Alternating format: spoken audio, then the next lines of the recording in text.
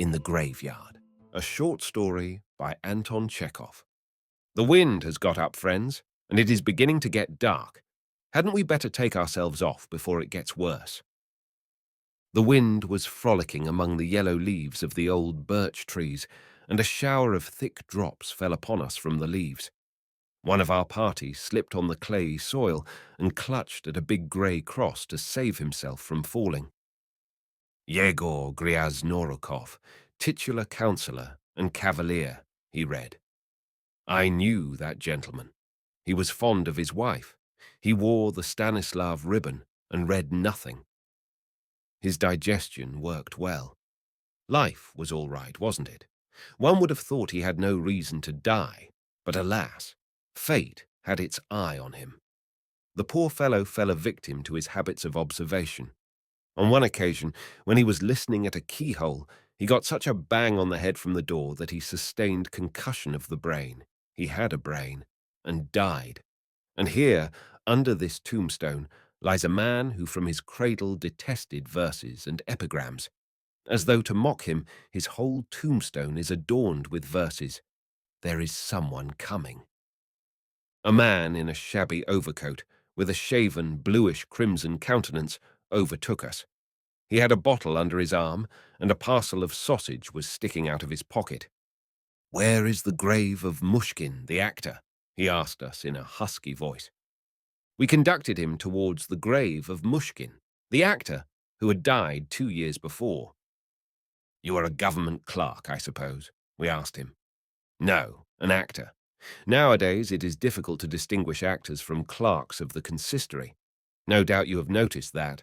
That's typical, but it's not very flattering for the government clerk." It was with difficulty that we found the actor's grave. It had sunken, was overgrown with weeds, and had lost all appearance of a grave. A cheap little cross that had begun to rot, and was covered with green moss blackened by the frost, had an air of aged dejection, and looked, as it were, ailing. "Forgotten friend Mushkin," we read. Time had erased the never and corrected the falsehood of man. A subscription for a monument to him was got up among actors and journalists, but they drank up the money, the dear fellows, sighed the actor, bowing down to the ground and touching the wet earth with his knees and his cap. "How do you mean, drank it?" "That's very simple. They collected the money, published a paragraph about it in the newspaper, and spent it on drink. I don't say it to blame them. I hope it did them good, dear things. Good health to them, and eternal memory to him." Drinking means bad health, and eternal memory nothing but sadness. God give us remembrance for a time, but eternal memory, what next?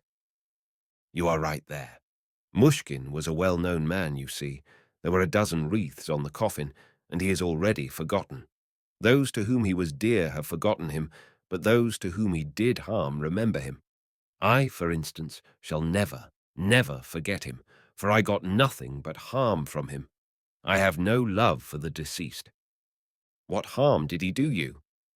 Great harm, sighed the actor, and an expression of bitter resentment overspread his face. To me, he was a villain and a scoundrel. The kingdom of heaven be his. It was through looking at him and listening to him that I became an actor.